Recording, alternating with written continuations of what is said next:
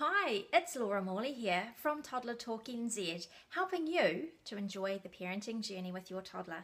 And today is none other than Q&A Tuesday, and we have a question from a parent. And don't forget, if you haven't asked a question yet on Q&A Tuesday, you are so missing out because you might just get the answer to your question. So jump onto Facebook and personal message me, or you can go on the website www.toddlertalk.co.nz and ask me a question. Your question might just be the one that's read out next week. Here's one from a parent. My toddler is really busy and active. He throws lots of tantrums and is pretty exhausting. Have you got some ideas to stop me going insane? Great question. I know that toddlers can be so active and really full on, and within an hour your whole lounge can just be covered in toys and mess. And I really encourage you to take some of these ideas on board today because I know that they're just really going to help you. The first thing is I really like getting my kids out and about and actually getting them really, really active, because I think if they're being active outside, then they're not being active inside my house and making a whole lot of mess.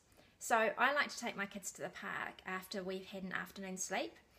Of course, if it's raining, then I want to put, raincoats and jumpers and things like that on them and rug them all up and take them down to the park. Even if we went down to the beach and collected shells, or we go to the bush and collect some leaves, just getting out and having a walk not only helps you with getting vitamin D, it helps tire your toddler out, and when you come home, your house is still in some semblance of order. So I really encourage you each afternoon to get some exercise, to put them in the buggy and just zoom somewhere and get out and actually feel like you are getting out of the house, because you can start feeling a little bit isolated. The second thing really on the same line of being isolated is to plan things through your week that you can actually look forward to. So it's a great idea to have a mixture of some structured and some unstructured activities to do with your toddler. So, an example of a more structured activity might be something like mainly music. And then maybe an unstructured activity is where you go and have coffee with a friend and your kids play together. So plan things where you can actually look forward to doing activities and doing things with your toddler, but also doing things with your friends, so that you are talking with other parents going through the same thing as you. And you know what they say, that saying of a problem shared is a problem halved. If you share with someone else, often you just feel so much better if you're able to talk it out and to get some ideas off them. So I encourage you to actually plan things through your week that you can look forward to, so that you're not feeling like you're feeling really isolated. The third thing is to plan space in each day where you do something that brings you joy. Whether it's you sit down on the couch and read a book, whether you wait until your child's in afternoon sleep time and you just catch up on something that you really want to catch up on. Something I love to do in planning space is actually to say to a friend, look, if I look after your toddler on Thursday afternoon, will you look after my toddler on Friday afternoon? And then I go out and do all the errands that I don't want to drag my toddler around to.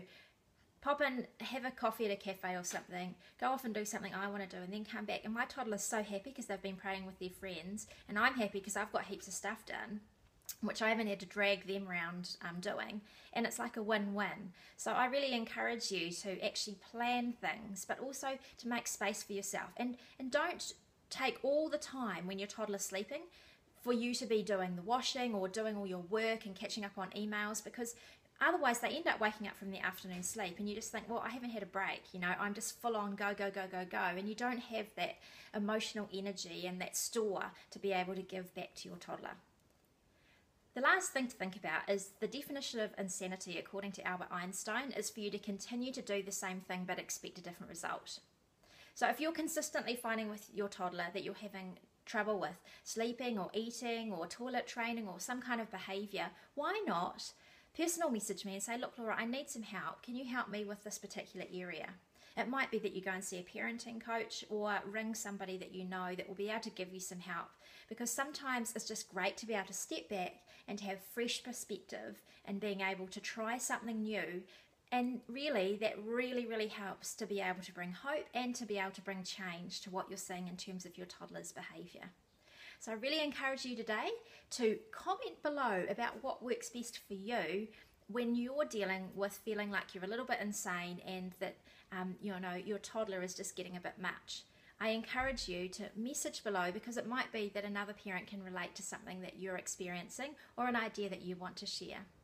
Don't forget to give your toddler a big hug today, because before you know it, this whole stage will be over and they will be at school and they would have moved on with life, and there is something really special about the toddler years, so do enjoy them.